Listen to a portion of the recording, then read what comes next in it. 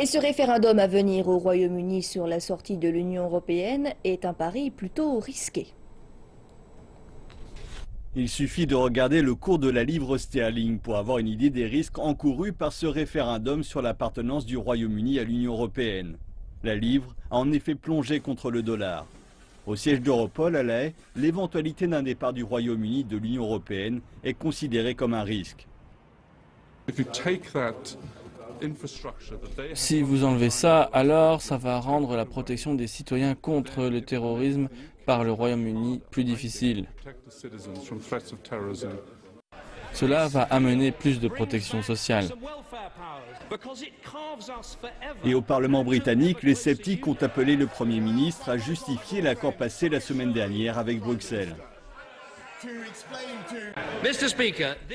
Monsieur le Président, il s'agit d'une décision vitale pour l'avenir de notre pays et je pense qu'il nous faut être clair sur le fait que c'est une décision finale.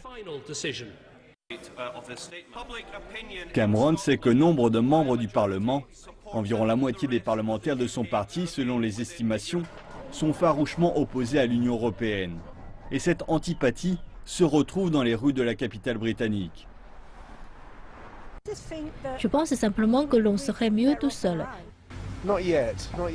Pas encore, c'est pas difficile et très rapide. Pourquoi? Car je pense qu'il y a beaucoup d'avantages et que nous sommes maintenant dans une société mondialisée et que nous sommes mieux ensemble que seuls. À Bruxelles, la Commission européenne a indiqué qu'il n'existait pas de plan B au rejet britannique du statut de membre spécial. Un statut qui lui a été accordé en prévision du référendum de juin et qui accentue la pression sur le Premier ministre David Cameron.